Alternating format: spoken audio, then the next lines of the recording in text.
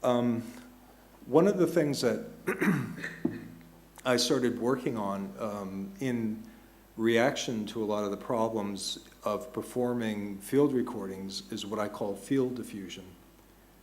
And, you know, between my own thinking and collection of notes over the years, after hearing so many, I think, botched attempts to perform field recordings, you know, I started to think that maybe the best place wasn't the concert hall, and a better place might be a public space. So the field diffusion was a project I had started 2 years ago, and the first one I conducted in Budapest. The second one was done in Aberdeen.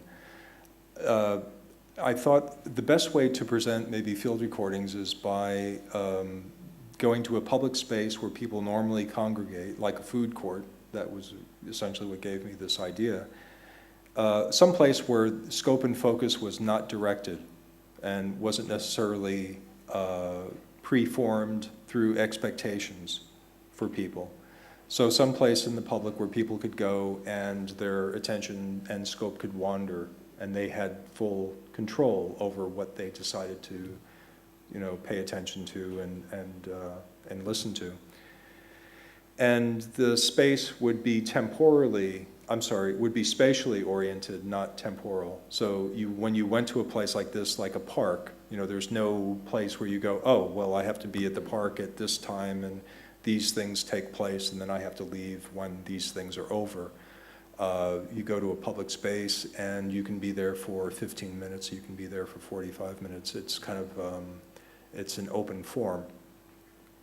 And it's not time-based, it's space-based, and you can shift your attention from, you know, thing to thing, and there's no timeline that's kind of narrating how you choose to focus your attention.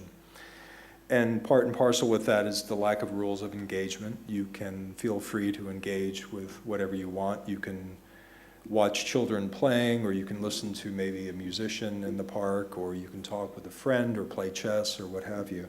So these, the rituals of the concert hall are missing. They're not there.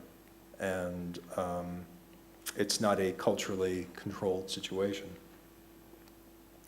So there's less baggage, and what I thought was maybe a better solution to presenting field recordings was to infiltrate a public space by setting up speakers, like a multi-speaker kind of situation, and having people go in, and I'm not sure if I have a slide for, yeah, I do.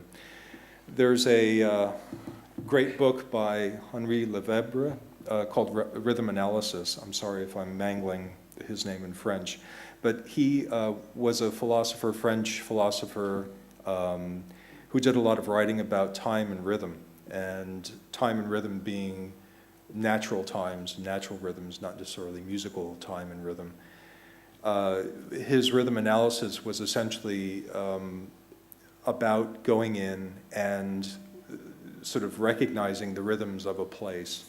So, for instance, in Aberdeen, we went in as a team of sound designers into a public space, which happened to be a graveyard of a church that had been also used as a park.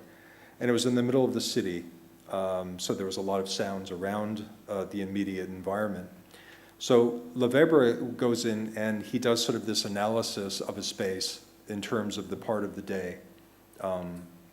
But he also extends it out to the month, the week, the season. So, you know, sounds in the winter are going to sound very different than the summer. The types of activities, what people do, you know, change based on commerce and, you know, seasonal rituals.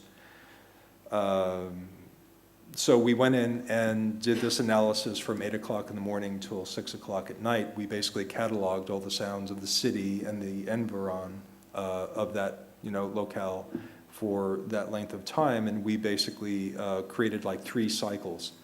Because it was sort of an not industrial, but a commercial area, a lot of people worked in buildings around there. So there was this tendency to use the park either as a throughput to getting to their place of destination, their work, what have you, or for breaks. So like coffee breaks in the morning, lunch, and then afternoon breaks were visited by workers who went out, because you couldn't smoke in buildings, they went out to the park and maybe had a cigarette or talked with friends or met somebody for lunch. And the kinds of sounds that we started cataloging in the park were very much based on times of the day. So in the very early morning, a lot of trucks would come in and deliver goods to the stores and then in the immediate area. And then the sound of people walking and through for work, and then people coming and congregating on lunch breaks and other breaks during the day.